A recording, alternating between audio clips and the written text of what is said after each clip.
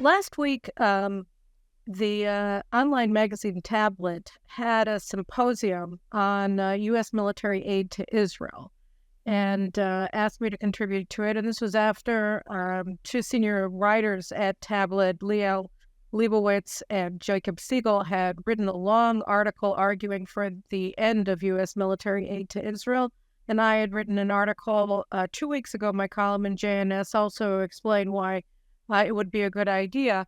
And I think that the symposium was an important event because it gets the issue onto the agenda. And it's an issue that I've been speaking about a lot on this show and in my writing, of course, for many, many years. But the person that I think is most important in this area of U.S. military aid to Israel and how it's impacted Israel's relations with the United States, how it's impacted Israel's own strategic thinking, particularly among Israel's generals, is Dr. David Wurmser at the Center for Security Policy, my longtime friend and colleague. So first of all, that's why he's on the show again this week. Very happy to have him back. So thanks so much, David, for coming back onto the program.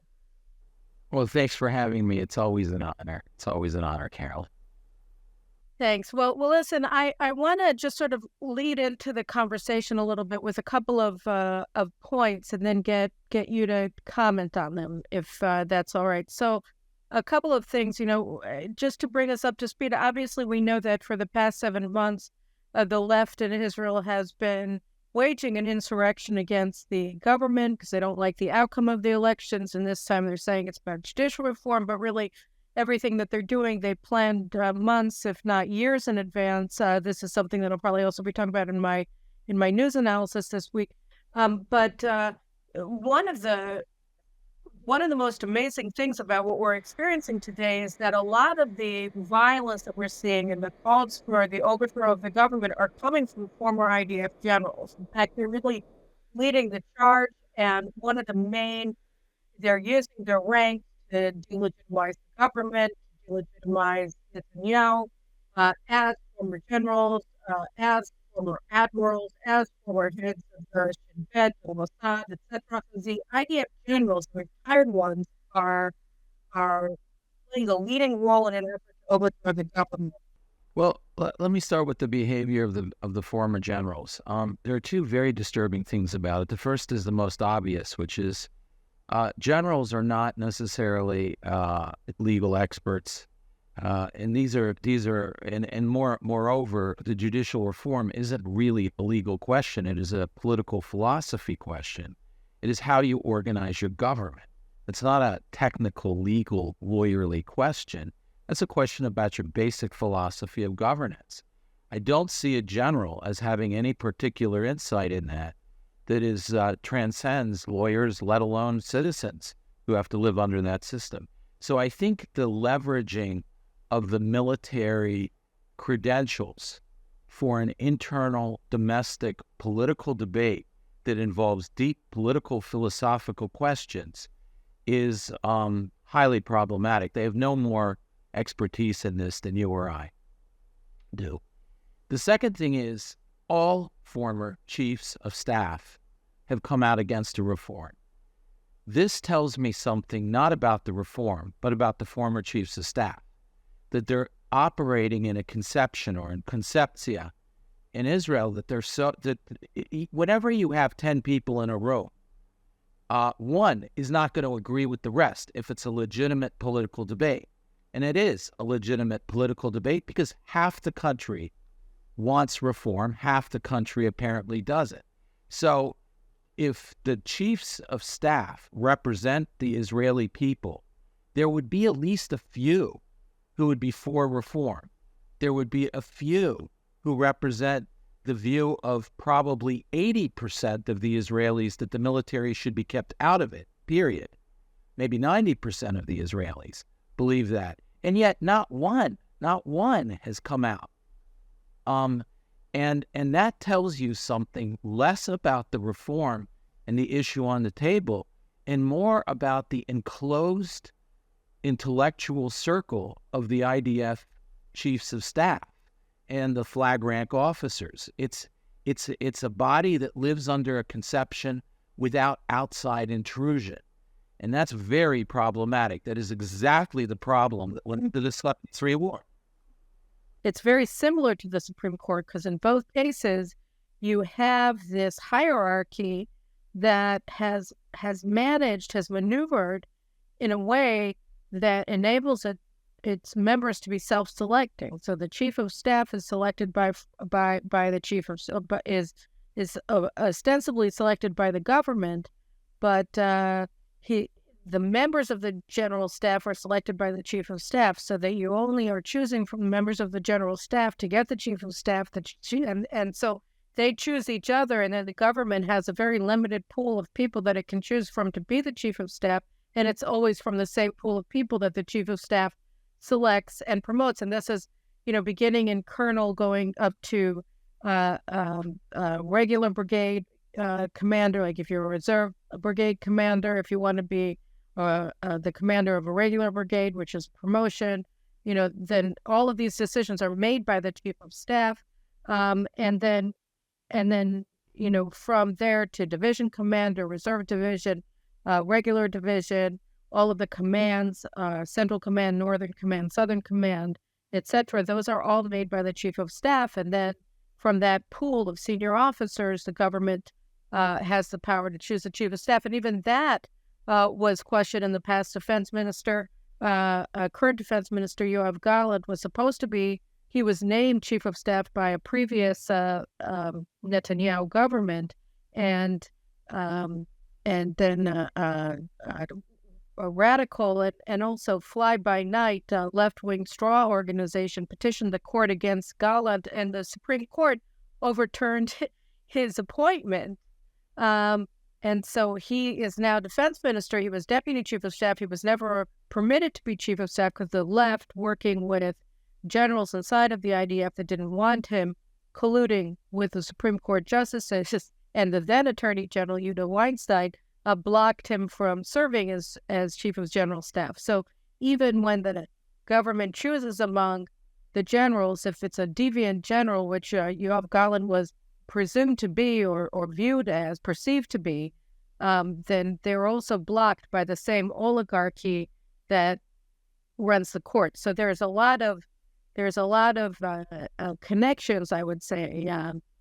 There's incestuous connections even between the court and the general staff of the army. And you also get to some of the societal complexes that are involved with this reform. For example, if you talk to those who would defend this system, they would say, well, and Guy Peleg on Channel 12 News is a good example, and so forth. Their attitude is, in the legal system, well, look, I mean, if the right people on the right, Sephardi Jews, people who are Likud, if they want to be primitive and they want to just worship God and stuff like that, rather than go to medical school or to law school, then of course there's not going to be very many lawyers that these people can choose from. So even if they wanted to expand it and diversify the ranks, it isn't going to happen because it's a self-selective process by these primitive people.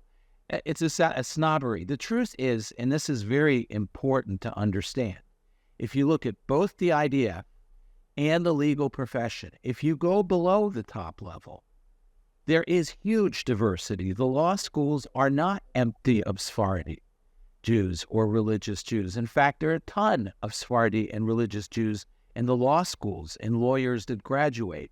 In the IDF, in combat division. Including Haredim, by the way, including ultra-Orthodox. Including ultra-Orthodox Sephardic Jews. Correct. Yeah, I mean, the minority of the minority. And then in the IDF, it's the same thing. If you go under flag rank and you go to the level of, unit commanders, platoon commanders, et cetera, on up. And up to battalion commander. Up to battalion commanders, not only is there a fair representation for Sephardi and religious and people from the periphery, they actually make up the vast majority of officers.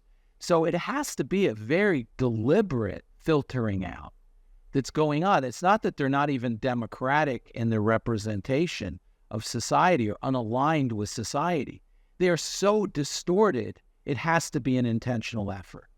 And now, I'm not that big on quotas and diversity. But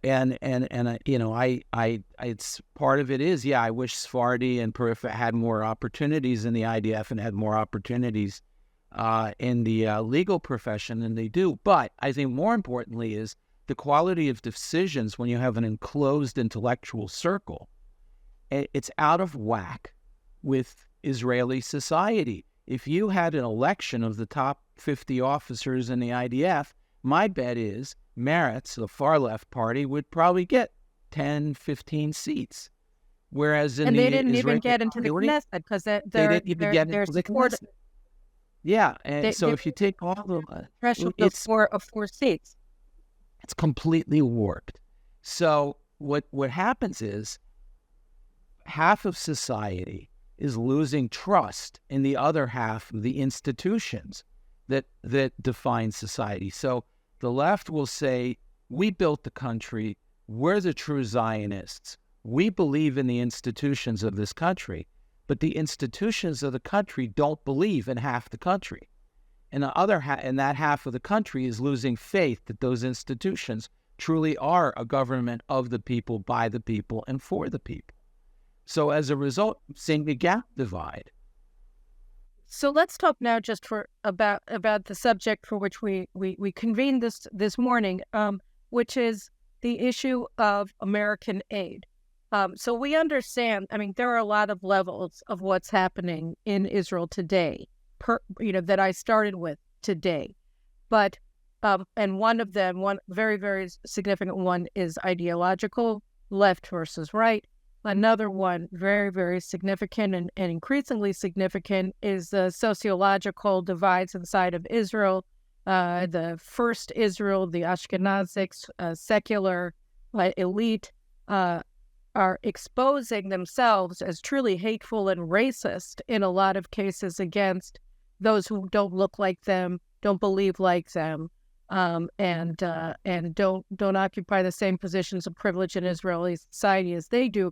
And then there's this third level, which is this kind of concept of a globalist attitude about how the world should be organized versus a nationalist, a Zionist attitude about how the world should be organized. And here, I think, in this third level of understanding what's happening on the ground in Israel today, the U.S. military relationship through aid with Israel, and particularly with the Israeli military, is a key component of what we're seeing. So I want to talk a little, or mostly now, about this issue of U.S. military aid. So first, can you give us a little bit of background about how U.S. military aid became such a dominant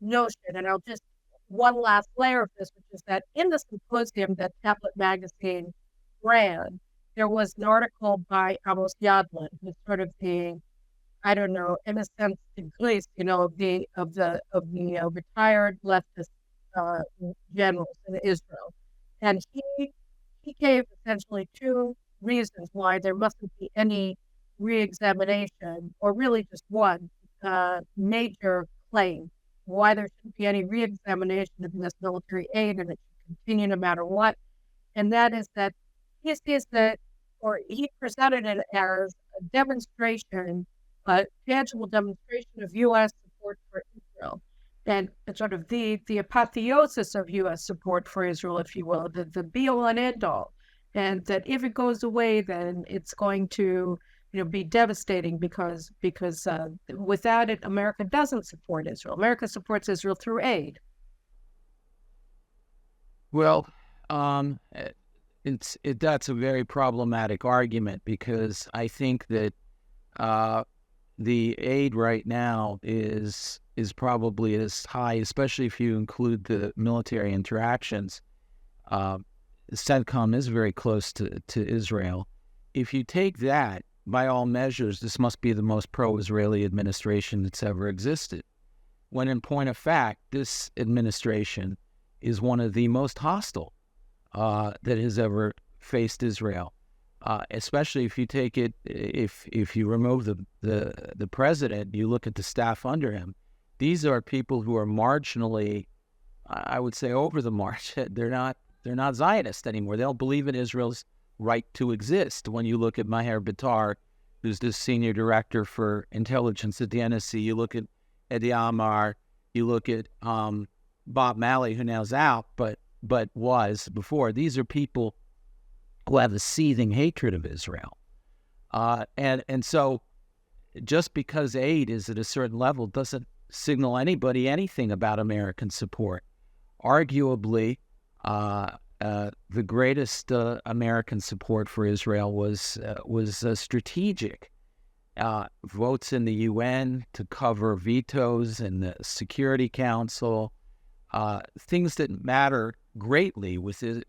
For example, take Eugene Rostow in 1967, the careful crafting of Resolution 242 to be consistent with the Rhodes Agreement and the League of Nations mandate, so that Israel's legal foundations continue to exist. Number one, which is, by the way, the League of Nations mandate, not the UN General Assembly resolution of 1947. It's the League of Nations mandate. And he carefully crafted the UN Resolution 242 in order to be consistent with that, including the fact that the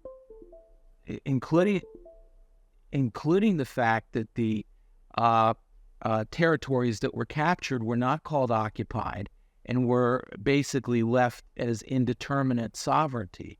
That was the most pro-Israeli action that almost any administration has done. And this was a period where there was really basically no aid to Israel. So I would argue it's the strategic, legal, lawfare, international structure places that are the most important measures for pro-American behavior toward Israel. Are they shoring up the legitimacy of Israel, the legitimacy of Israel's point of view, and the legitimacy of Israel's current situation, acting properly? So those, to me, are the measures. Unfortunately, AIPAC also has fallen into this because money is a good measure. It's easy to measure. How much did this administration give as opposed? Obama gave a lot. And in fact, and he kept saying, I'm the most pro-Israeli administration because I gave a lot of money. Doesn't matter that in the UN, he declared the Western Wall Palestinian territory under a UN Security Council resolution at the end. He's still the most pro-Israeli because he gave so much aid.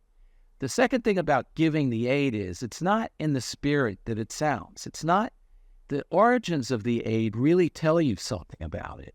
It isn't that, oh, we love Israel, let's just give them money. And the Israelis say, we're so desperate, we need the money.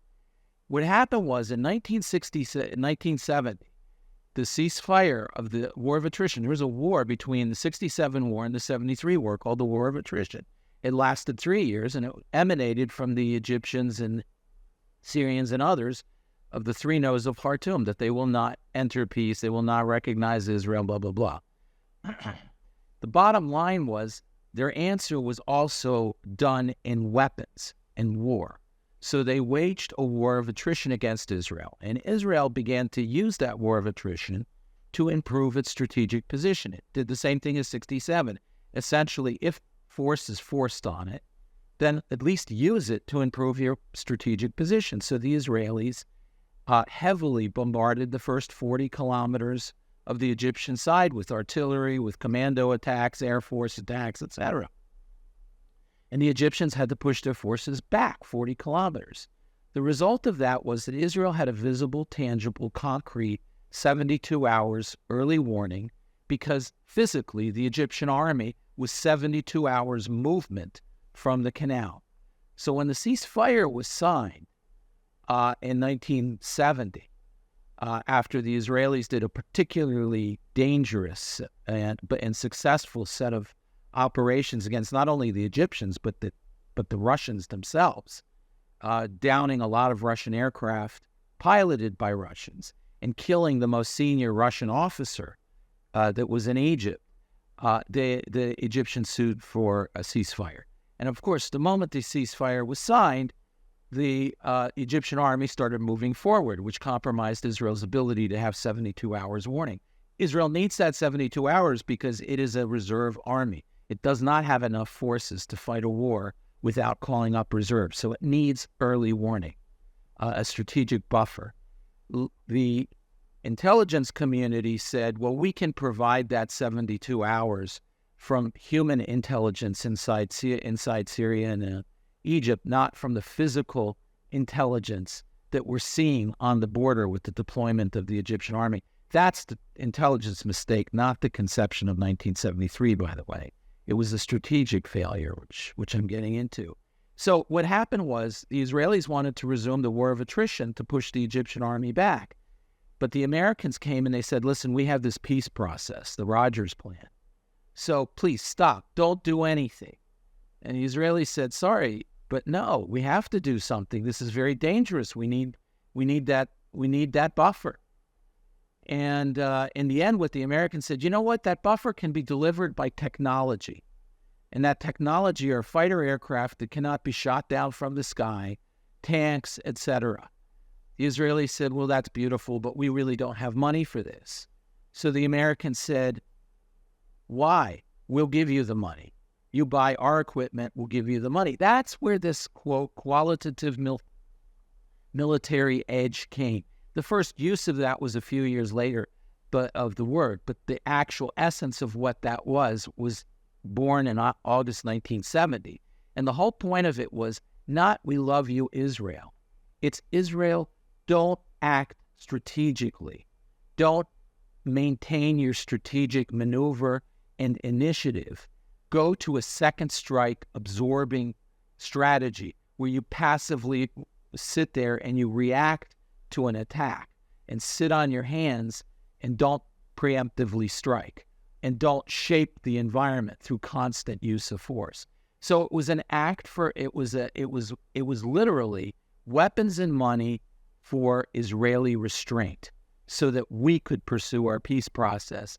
And also because we had issues with the Russians. I mean, there were some other solid strategic issues. Well, this became the foundation of Israeli security policy. In 73, rather than, they blamed the intelligence, which is fine, but the truth was the intelligence was asked to deliver something that is improper of an intelligence organization to be required, which was that 72 hours warning. The real failure was the strategic failure of not having a buffer between Israel's military and the Egyptian military that would allow for Israeli reservists to be mobilized. And then when the Israelis did see stuff, they were going to preemptively strike anyway, but they were told, no, restrain yourself. So you see how the American aid kicked in to cause Israel to restrain itself. And boom, all of a sudden the Israelis wound up starting the war without reservists on the line and without the Air Force having preemptively struck. And then on top of it all, the Air Force was shot down and grounded. The great qualitative military edge, the planes that cannot be shot down, were shot down in droves. And the Air Force played no role in Israel's victory. So that then required an American resupply, which only deepened the concept of dependence on America rather than fundamentally question the utility of that or the wisdom of that. Ezra Weitzman, a man who shaped Israel's military and is more responsible than anybody for Israel's greatest victory, the 67 war, was in the unity government in 1970 when it signed the ceasefire with Egypt, and he resigned. And he resigned because of this, because he said, if the IDF begins to reshape its strategy and its behavior in order to get this weapon system or that weapon system, then it will no longer survive. If it were in 1948, Israel would not have been created. And then he resigned. He wrote it as his book On Eagle's Wings for anybody who wants to look it up. Yeah, I mean, so let's just, to underline what you said, because I think this is actually the fundamental point, and it informs the debate today just as strongly as it did 53 years ago, which is that the purpose of U.S. military aid from an American perspective is to prevent Israeli strategic moves. It's even to prevent Israeli strategic thinking, because if you believe, as Amos Yadlin and the generals who are now leading the insurrection, and they're all mouthing the same talking points, that the United States is the guarantor of Israel's existence, and Israel cannot anger the United States, because if it does, by defying its dictates, whether it's in relation to the maritime borders with Lebanon, which is controlled by Iran through Hezbollah, or with the Palestinians, where the United States wants Israel to just surrender lands that we need in order to defend ourselves, to exist, even in Tel Aviv, even in the ghetto of metropolitan Tel Aviv, that the United States is saying to the United States with this aid, is saying to Israel with this aid, it's saying no strategic thinking, no strategic planning. You cannot seek to deter your enemies by pushing them back. You can't have any physical barrier between Israel and the enemy forces perched literally at its border, or in the case of the Hezbollah tent, inside of its sovereign territory. You cannot have any buffer between yourselves. You can't, push them back north of the Litani in Lebanon. You can't dissolve the Palestinian Authority, which is a terrorist organization. You can't do any of these things because we guarantee your security, and we guarantee your security, as Yadlin claims, through this aid. And we need this aid, which only makes up a sixth or less than a sixth of the IDF's budget. We need this aid in order to survive. So that this entire package is actually its goal is to reach this kind of welfare complex, where we have leaders in the IDF that are refusing to think strategically about the battlefield. Yeah, what happened was that originally the dependence on the United States had some strategic utility for Israel also because, let's face it, there was a Cold War. The Soviet Union was a very nasty enemy. The Israelis were being attacked as the front line of the West, the vulnerable front line of the West by the Soviet. And we were being attacked, it's important to note, we were being attacked by Soviets. We weren't just being attacked by Egyptians. We were being attacked by Soviet pilots. Absolutely. Who were... Absolutely. There was Soviet aircraft flying over the Suez Canal in 1970. By Soviets. By Russians, absolutely. I mean, there's monuments to Russians killed in the air defense system in Egypt. So Israel was the front line, and also was the test bed for Soviet weaponry. So both Israel and the United States benefited at that point from the extreme danger that was frankly a little big on Israel to handle on its own, the Soviet threat. Israel was the front line, if not one of the most important front lines in the Cold War. And I would argue, by the way, a very important point, that nobody recognizes the 1980 war as an episode in the context of the Cold War. And in my view, the 1970 war. The 1982 war, the Lebanon war. Oh, the 1982 war in Lebanon. Okay, so the reason why I say this is that the Soviet Union in 1982, before 1982, because of the 73 war, the perception in the West was that the West was losing the conventional battle against Russia and could no longer conventionally defend itself in Europe, because the mix of weaponry in Europe was roughly similar to the mix of weaponry Israel had that didn't succeed so well in 73. So there was a perception that the Russians were pouring huge amounts into the air defense system in Europe. But they were also pouring all this into the air defense system in Syria and in the Bekaa Valley in Lebanon. And it became an icon of Western strategic thinking that air power was shut down more or less and heavily compromised. And as a result, ground forces are vulnerable, and Russia's ground forces are superior to American ground forces, which is a different debate, but whatever. Let's assume that was the perception at the time. So when Israel went in 1982, it completely obliterated the myth of Russian air defense superiority and fundamentally changed the momentum, the strategic momentum on the European continent. Because all of a sudden, Western planners began to realize that with these technologies that Israel just employed, our conventional position in Europe is not bad at all. In fact, we have a superiority over the Russians still. And all of a sudden, the idea that America was losing the Cold War became America could win the Cold War. And this was the Reagan era, so they picked up on that. And they ran with it. And it was that was, in my view, a tremendous victory for the West that ultimately led to the collapse of the Soviet Union and a sense of resignation that the West militarily cannot be defeated, that gripped Moscow and then caused the ideological crisis that led to the Soviets' collapse. So again, Israel acting on its own was very important. But going back to the Israeli... Actually, I just want to underline here as well, because I think, we saw in 1973, when Israel was on the offensive, when despite the air force's collapse at the outset of the war, the ground forces, in a very brilliant maneuver move, were able to encircle the Egyptian Third Army, and in flies Henry Kissinger and says, no, you're not allowed to obliterate the Egyptian military. You're supposed to leave it as a deterrent force, essentially, against you. And then in 82, we saw a repetition of this with the Reagan administration, right? That they insisted that Israel permit Yasser Arafat and the PLO to leave Lebanon and live to fight another day. So that there was this, and there was an extraordinary demonization of Israel that the, find the media, the BBC, Vanessa Redgrave, Tom Friedman, and all of the, all the cast of characters that were that we're used to. He was Anthony Lewis at the New York Times also.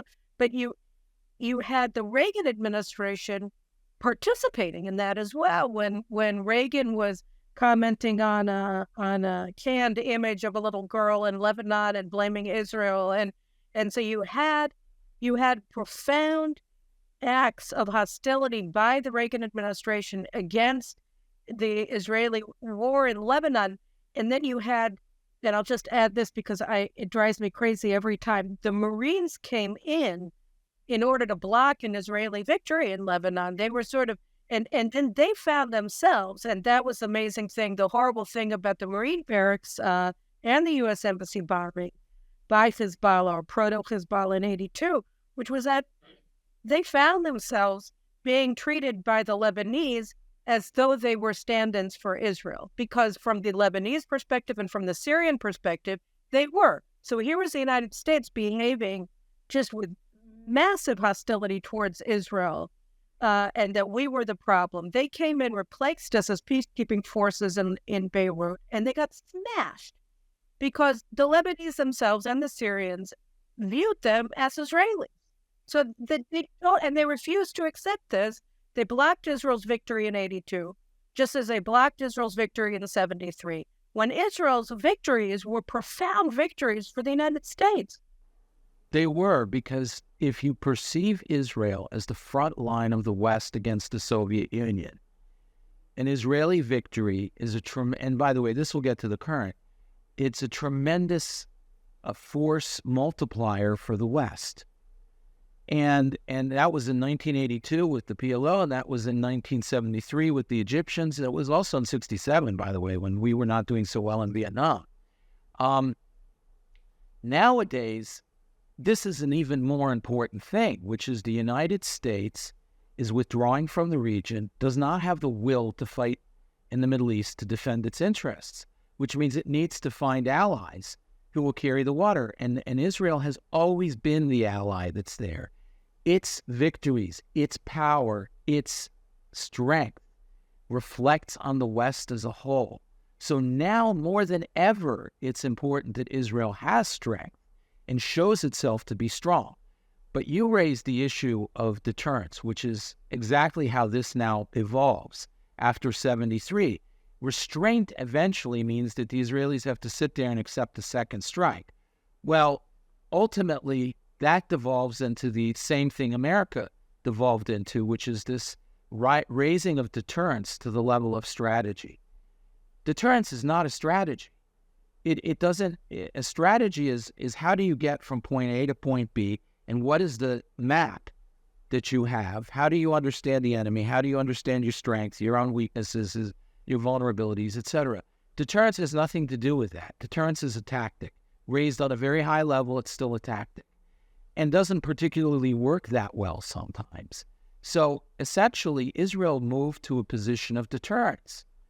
And that meant that strategically underneath the PLO, the Russians, etc., all of Israel's enemies continued with strategic behaviors, strategic attacks.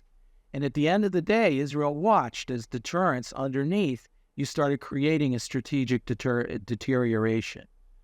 So deterrence itself has to be questioned. So you see the distortions that are beginning to kick in.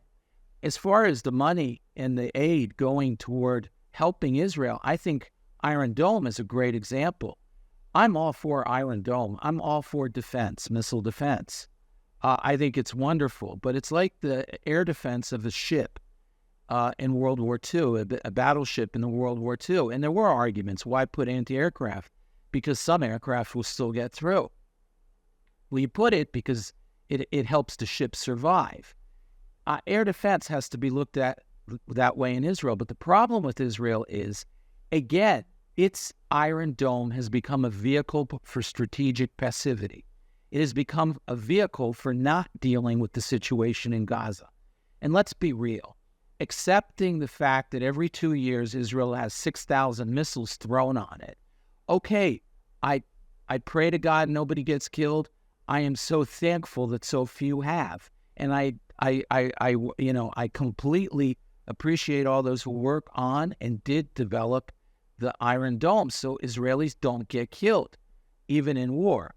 But to replace Israeli strategic thinking and strategic action and strategic maneuver with a passive defense like that, with a strategic paralysis and a fiction of deterrence, is strategic malpractice. And that's exactly the essence of the problem here now.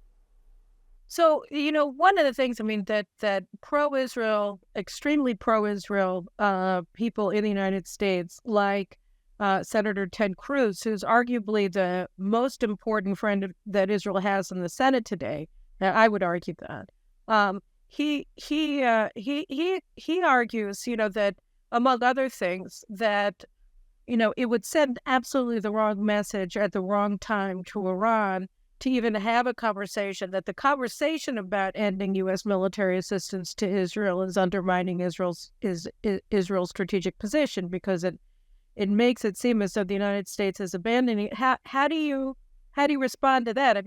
It's a legitimate concern, especially when you're looking at, we said, you mentioned at the outset that you have these deeply hostile administrations, Biden administration and the Obama administration, first and foremost, that have expanded U.S. military assistance. It was the Obama administration that signed the current memorandum of understanding that provides Israel with $3.8 billion of coupons, essentially, to use with U.S.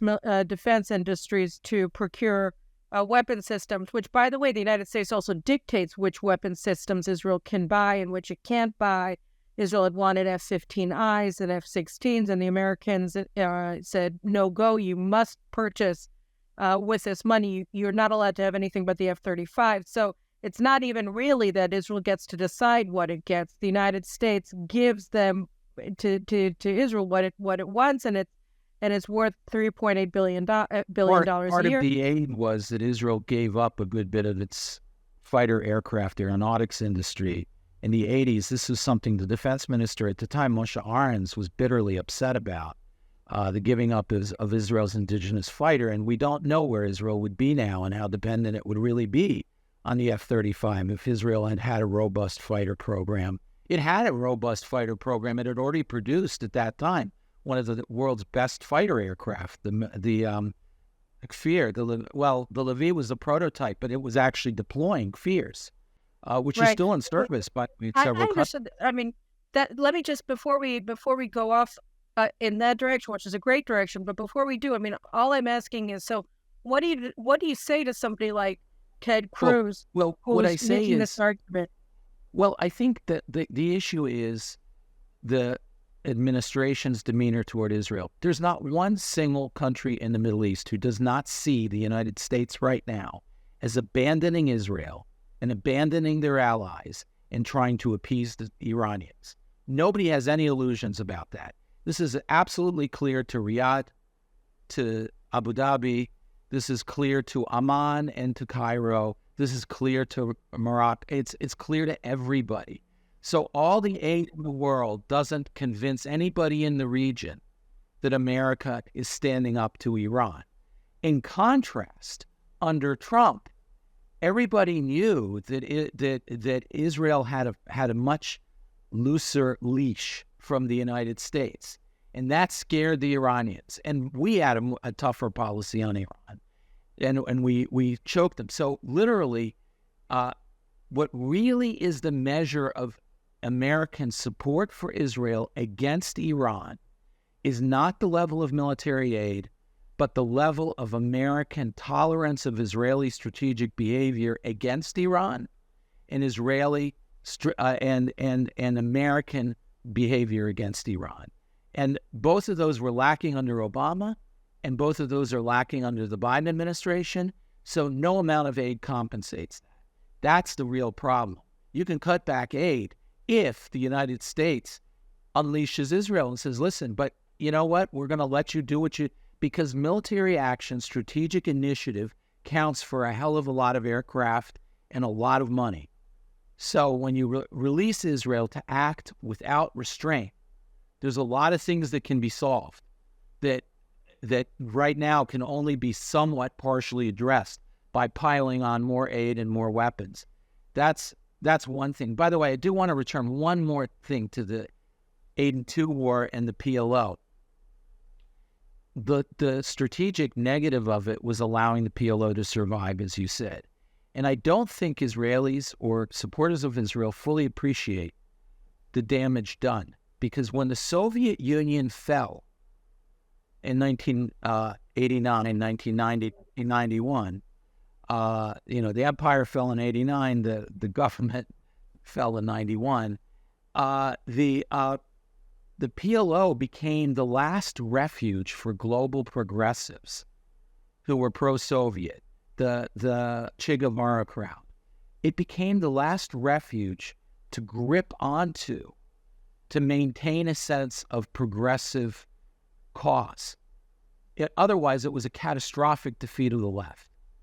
And that was the only hopeful spot. So in many ways, the PLO became the Noah's Ark for the progressives. And Oslo were the Israelis essentially giving that Noah's Ark food, water, and eventually ground to land on. So Israel, in many ways, somewhat reversed the devastating blow that the progressives globally faced through the Oslo Agreement. I don't think this is fully appreciated by Israelis. Had the lifeline that they threw, not the PLO, but global progressives, by saving the PLO, and because it was the center of progressive global consciousness at that time. So that's one thing about the Israeli aid and the military. I forgot where we were going, but with that. No, I mean, I think that the question then becomes what, because today there's a growing sense. I know I certainly subscribe to the view that the United States, the Pentagon, in particular, but not only the Democratic Party, are becoming intimately engaged in IDF operations down to the platoon and company level. I mean, we see this through the U.S. Embassy in Jerusalem, where you have interference, you have involvement with IDF operations in Judea and Samaria by the U.S. Embassy. I think they have the military coordinator that was set up under Condoleezza Rice, who really set up a lot of the institutional basis for the chief pathologies of American operations in the Middle East since under Obama, who expanded it. But I mean, she was the one who set up the negotiations with Iran. She was the one who started massive military assistance to the Lebanese armed forces, even though they were proven to be an auxiliary force of Hezbollah in the 2006 war. And yet in response to that, she started arming them. And then she set up or expanded the operations of the American military coordinator to the Palestinians. operating under the aegis of the American embassy in Tel Aviv and now in Jerusalem, and they're actually involved and with the participation and the acceptance of the Israeli general staff, of the IDF general staff, at very granular levels of tactical warfare on the part of Israel. So the IDF goes into Jenin a few weeks ago, and for like 2 days, and the Americans are immediately on it, and they're watching absolutely every move that Israel makes inside of Jenin, and giving grades in real time to IDF operations, and then dictating when those operations are going to end. I mean, I think it only went on for 48 hours.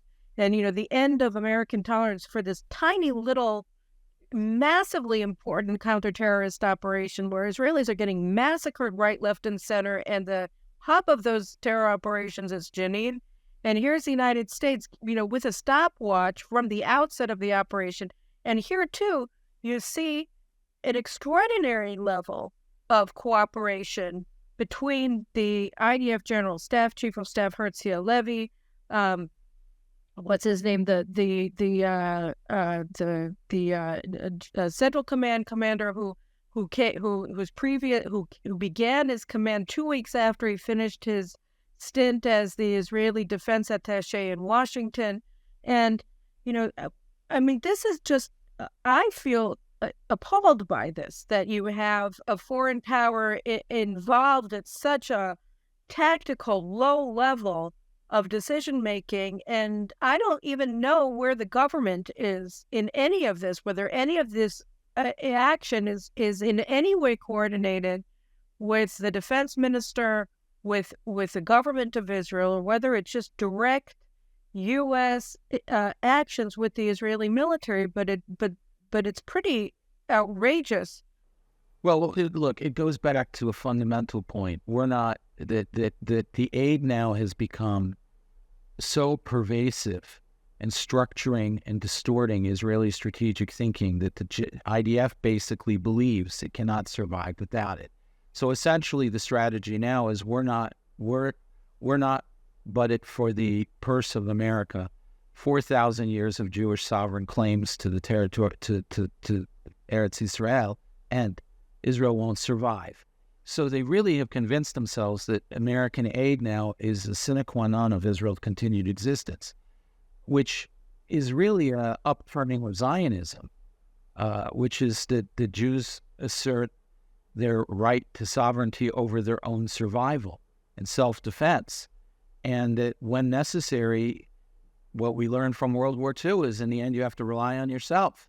It's a very good American idea, too. That's why Americans loved Israel so much, because Israel always relied on itself. And now all of a sudden, you get this constant refrain that if not but for the American purse, it ends.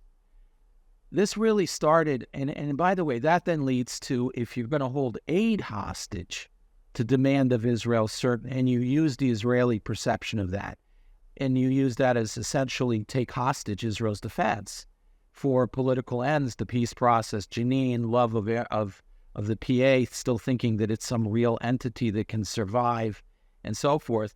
If the foreign powers do it, then it's an intellectual slide immediately to those units in the Israeli military who are tied to the American aid most and are most reliant on the Americans. They see this utility in holding Israel's defense hostage, and all of a sudden, Air Force pilots now say that.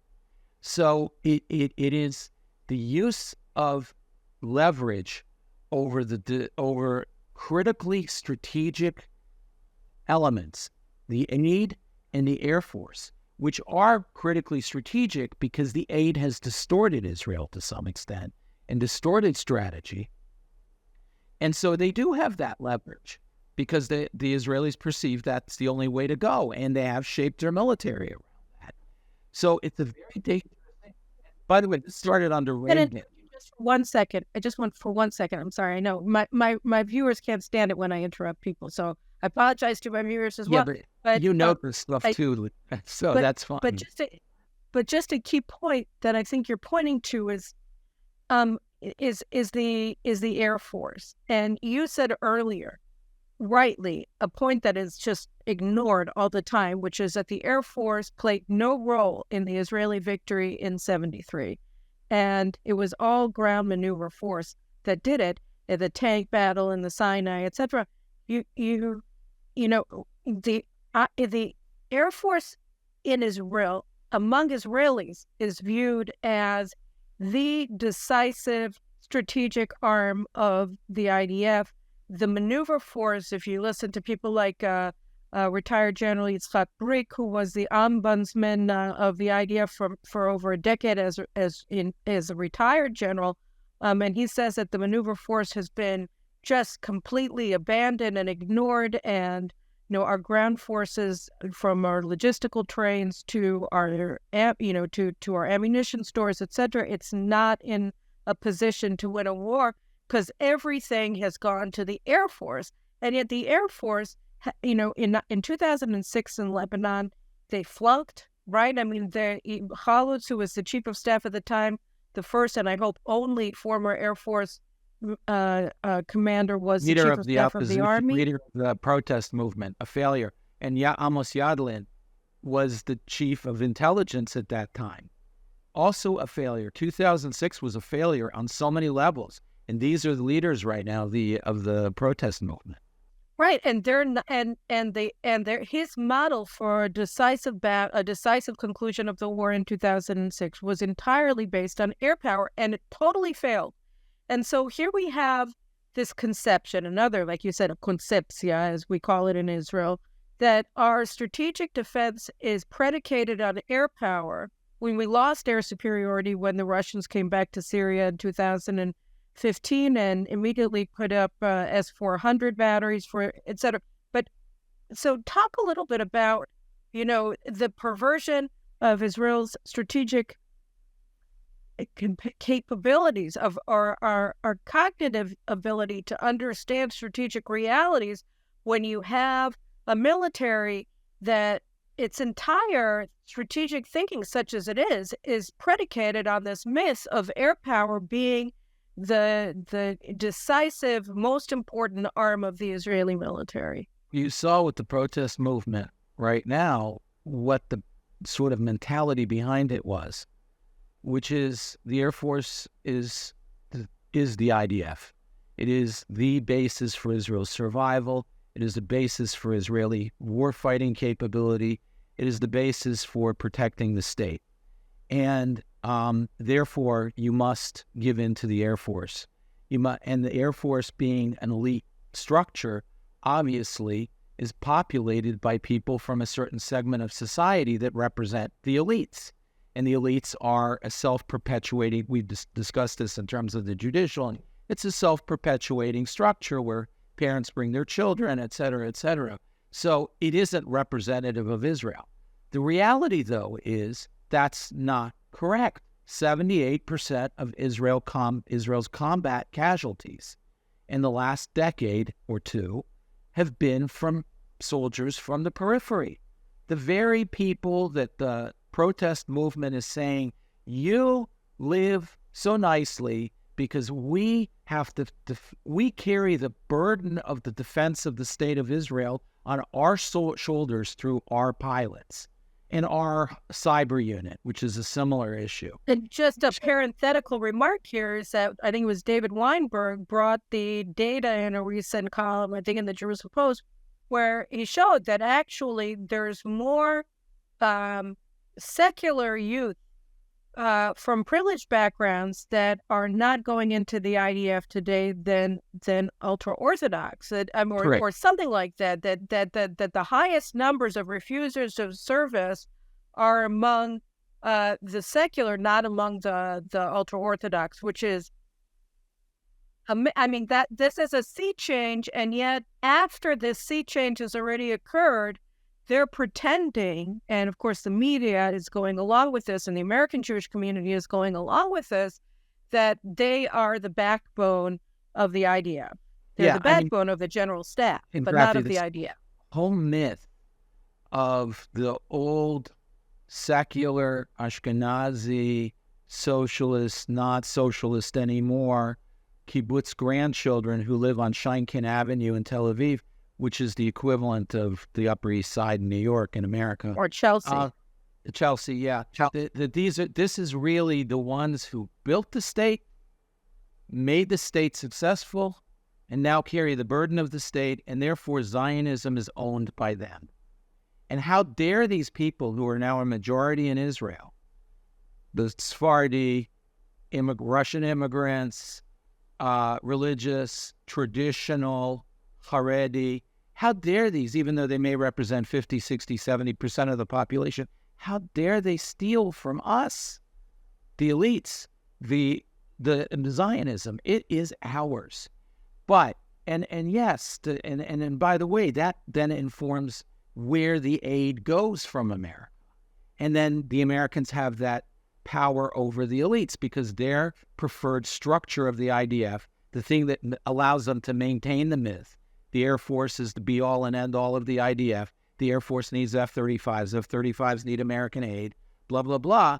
All this is sort of an enclosed circle now that maintains it. I want to ask two questions now that we're going to wind down. The first one is a question about military futures. And the second one is about specifically what Israel should be doing now if you were advising Prime Minister Netanyahu. So the first aspect of it is, I said, and Air Force pilots hate to hear this and they won't listen, but you look at what's happening in Ukraine and you look at the fact that, the F-35, they started building it or planning it in the 1990s. It took forever for them to feel that it's had just no end of problems since it was fielded because the technology was already antiquated by the time that it was fielded. And you look and you see that in Ukraine and in Israel as well, our enemy's air forces are all unmanned. I mean, Hezbollah has an air force. It's drones, and so does Hamas. And they have missile forces that are massive and decisive. And our air force has no response that's useful to the missiles. We have Iron Dome that's useful, but we don't have a combat response to that to neutralize it. So, we're looking at a 20th century military concept when in the 21st century, it looks like we're moving towards unmanned flights. We're moving through drones. We're looking at missile wars. And yet Israel, I think largely due to this American aid complex, we're not building the missile core. We're not developing in a very serious and aggressive way our drone capabilities. And these are things that looking to the next 5 to 10 years are becoming more and more important and certainly going forward. So and by the way, the Americans, I don't think they are not building their 5th generation or their 6th generation F-55 fighter or whatever. They should have started building it 5 years ago, just on that timeline. They haven't. So you're wondering, like, where is this? If Israel were thinking strategically, would they even be thinking about the Air Force? And then the final question is, what would you tell Prime Minister Netanyahu when he's looking at this rebellion of the elites led by these former generals, with the focal point of it all being the Air Force? Well, my sense is the thing that Prime Minister Netanyahu would have to look at is, do you have sufficient equipment, given what's going on? Do you have a sufficient force to do what you need to do on Iran? If you do, then disregard this and punish those who are, because the IDF has to remain out of politics, and I don't see how this happens. If there's any concession given to those who've taken Israel's defense hostage for a political objective, tomorrow it'll be a settler from Gaza, one of the displaced ones from Gaza will turn around and say, well, we were idiots. We didn't resist. So let's go back. We need to go back to Neve Dekalim and so forth. We need to go back to the Gaza Strip settlements because we were just dupes. We didn't realize that we should have taken the IDF hostage. We showed up. We served. We didn't question the IDF. So, and anything else that happens, tomorrow Israel some leftist government wants to dismantle a settlement and so forth. There's no end to political blackmail of the IDF if it becomes normalized, and it is about to become normalized. So I think there's no response the Israeli government can. In fact, that's one of the reasons why I think Prime Minister Netanyahu had to pass this last element of reform. Whether it's right or wrong is a different question. The moment that it became a blackmail by those officers and said, if it passes the second and third, we will refuse to serve. At that point, the government had no choice but to call their bluff. And maybe it's not even a bluff, but bottom line is they had to call it to show, no, we will not allow the IDF to be politicized. Even if I didn't agree with the reform, that specific piece of the reform, I would have to do it simply to make the point the IDF cannot be held hostage. So this is good. So I think he needs to look at what's in his hands. Is there what needs to be done for Iran? If so, fine, proceed. If there's not, then question yourself why everything was based. Why has everything been based on such a narrow foundation that a few people whose political, the United States and a few officers can hold Israel hostage to that? So that becomes a more difficult question. As far as Hezbollah and Lebanon goes, look, obviously having a strong Air Force and having everybody show up is better than having a weak Air Force and having a bunch of people not show up. But it is part of a mix of weaponry. It's basically saying, I produce a gun, so everybody depends on me. That soldier, he's not the one who owns Zionism because he just uses it or he's benefiting from the gun. The gun just sits there if there's not a soldier to use it. Everybody depends on everybody in Israel. And it's a ripping apart of the social fabric of Jewish community. 4,000 years, really, ever since Mount Sinai, when we overcame tribes and became one people through law, we had a unified Klal Yisrael, that we were a community. This is a violation of the social fabric that we have held for 3,500 years. We stand for each other. We all depend on each other. We're all a family. And this is what has been ripped here by the opposition by using the military, because the military is the symbol of our communal survival at this point. So you're ripping at the symbol of our communal survival by entangling it in domestic political issues. I couldn't agree more. And I'm all for tribalism. Don't get me wrong. I think that it's a beautiful tapestry of tribes, and I don't have any problem with people maintaining their tribal identity. I think it's a fantastic way to maintain social peace. The problem is not that people are different. It's that one tribe doesn't respect any of the other ones, and that's really what we've gotten along as a people in Israel for the past 80 years or so, because to a large degree, the disrespect that our elites have always shown for the rest of the tribes has not been this dangerous. It's always been within, under wraps or within certain bounds. And now, because they've never been respectful of the rest of the tribes in Israel, but now their disrespect for the rest of the tribes of Israel has become so outrageous and so extreme that they're saying that they're willing to destroy the country if they don't get to lord over everybody completely, 100%, even as they fade and the other tribes become more powerful. I mean, I think that's really what we're seeing here. Such disrespect for Ben-Gurion, who still believed strongly in Jewish history and Jewish peoplehood, and had deep respect for Jewish tradition and Jewish religion. And for everybody else, you see anti-Semitic motifs, throwing money at Jews they don't like, calling Jews, religious Jews, bloodsuckers, etc. This has now become the norm on the left, unfortunately, these are anti-Semitic mythologies. So, again, this is very dangerous. I'm for tribes on one level. It gets to the legal issue, but by and large, Israel's problem right now is you have an elite that sees the legal foundations of law based on values that are based on community. So you don't have an inherent right to rights, which is what the Judeo-Christian foundations are. It started at Mount Moriah with the Akedat Yitzchak, with the near sacrifice of Isaac, and the fundamental message that the human life of this child belongs to God, not even to the parents. The parents can't decide, I don't want this child, I'll kill him. Or he can't decide, if God wants him to die. In other words, the life itself is a creation and belongs to God, not even to the parents, certainly not. That's the foundation for individual rights.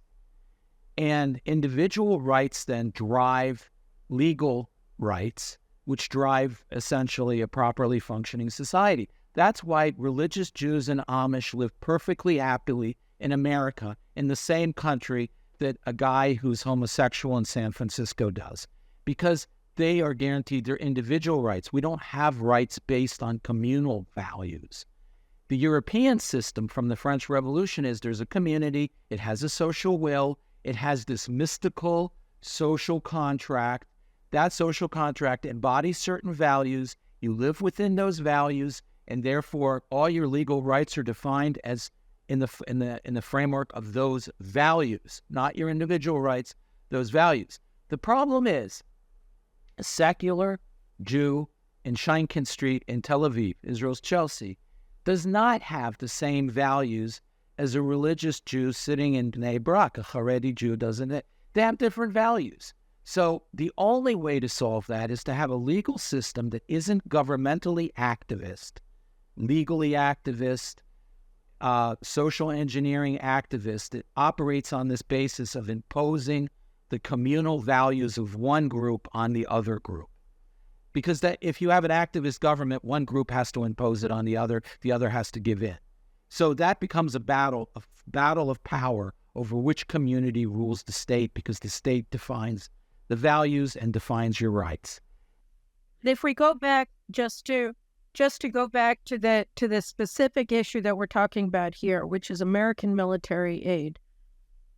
I mean, I think that the basic concept that's emanating from our discussion is that the aid from an American perspective is to rein in Israel. It's to block Israel from having strategic thinking at the top levels of the IDF. And the IDF, over time, over the intervening 50 years, and really from the outset, has embraced this concept of restraint in order to maintain those ties with the United States, and then block anyone who questions this concept of non-strategic thinking, of non-strategic operations, that Israel's no longer a strategic actor because we're restrained by this qualitative military edge, which itself has been proven repeatedly to be a myth. But we're restrained by this concept so that you can't get promoted if you don't share it. So that the aid itself has blocked any diversification of mindsets, of points of views inside of the Israeli military top echelons. And then that becomes both self-perpetuating and also enables the United States to use its aid as a means to intervene, not only at the tactical level, as we saw in Jenin just a few weeks ago, but also at the political level inside of Israel, so that they use the people from the IDF general staff who agree with strategic restraint, who have embraced this concept. And then they work together in saying that people who don't appreciate this concept, who don't share this concept, who want a different concept, who want sovereignty back, who want Zionism back as the overarching strategic concept for Israel, from asserting power when they are elected to power, or from being raised to positions of decision-making inside of the IDF general staff. I think that sort of, if we wanted to summarize the pathological impact that U.S. Military aid, which is misnamed, but whatever, towards Israel has has caused to the Israeli military general staff and to Israeli politics in general, I think, if we wanted to summarize. Yeah, and I'd add one more dimension to it, which is the future, in the sense that we see the future right now with Ukraine and the global. Israel has this morning signed with Elbit Systems to produce tens of thousands of 155 millimeter shells that it needs in the next year or two. The production will begin in 2024, so still at minimum half a year away. Why? Because the world has run out. The Western armies have run out of 155 millimeter shells. They've been burned up in Ukraine, and the rate of burning them is so high right now that no current industrial production in the West can keep up with it. We take a month to produce a week's worth of shell use. So the world has run out of 155 millimeter shells. Not the world, the Western world has run out of 155 millimeter shells. Israel's strategic buffer stockpile that the United States had in the Negev is empty now of those shells. And Israel, if it faces a war, was depending on resupply from that. And it won't get it. So the very dependence on the West, because the West doesn't want to mobilize for war. It's in a war, doesn't want to mobilize. So it's still basically still in peacetime mode production. Well, Israel's going to face the price of that. And that's something Israel has to think very seriously about. If there's another war, some of its planes get shot down or inoperable, is America really going to sell them the next batch of F-35s? Is there really going to sell them the next batch of 155 millimeter shells? America is stretched out, and Israel has to begin to pick up realize the consequences of that and pick up the ball. Israel has to align with countries around the world, whether it's India or Japan or South Korea or so forth, to create almost an ersatz alliance that currently the United States and in the past the United States provided. That doubles the need for Israel to be independent. Even if you wanted to remain dependent on the United States, that is a dangerous way to go right now, simply from the standpoint of military capability. I just one thing, and then we'll end. I missed, there was a buzzer going off in the house, and I didn't hear what you said. Elbit is going to start producing 155? In 2024, they will start the production of tens of thousands of shells. For the IDF? For the IDF. All right. But that's 2024. That's half a year away, and tens of thousands is what? How many do the Ukrainians use in a day? How many do they use in a week? That's not enough for a war. Not until. And again, we had to close down our domestic production because we agreed to buy it all in the United States, including Iron Dome missiles, which is, and again, we have AOC and Bernie Sanders, and their number keeps increasing, saying we want to hold Iron Dome missiles hostage to Israel's policy. Yeah, and the Rand Pauls. And by the way, it violates Americans love it when people are independent. If you're willing to fight for yourself, Americans feel it's worthy to fight with you. But when you say, please save us, please help us, please give us money, please give, the Americans are like, well, look, I mean, if you're not willing to sacrifice for your own survival and you say it's absolute, but then you act like, well, we'll do it if we don't pay a price. You act like South Vietnam. You actually undermine American support. The more Israel's independent, the more it has American support. That's the inverted relationship, the inverse relationship. But again, I'm not sure Israelis and many American supporters of Israel properly appreciate this. Americans love people who stand on principle and fight for it, not beg to have others save them. And of course, the majority of Israelis are those people, and they're being quashed by the Israeli elites led by these retired generals who insist that we can't survive without America. So in a way, they're the most devastating strategic actor in Israeli society today. I think we're going to have to leave it at that, because otherwise people are going to it's strategy by mentality. But we'll obviously pick this up soon, and there are other issues that emanated from it, like the United States dangling this peace thing for further dependence on the Biden administration from Jerusalem. the peace with Saudi Arabia and other things. But we'll get to that another time. In the meantime, guys, I have more of my thoughts on my analysis this week, and I want to thank David for coming back to the show and having this very important discussion. And have you subscribed yet? If you haven't subscribed, subscribe already. And I'll see you again next week with another. Actually, next week we're going to be off. We'll be back in 2 weeks. So see you soon. Thanks, David. Take care. Thank you.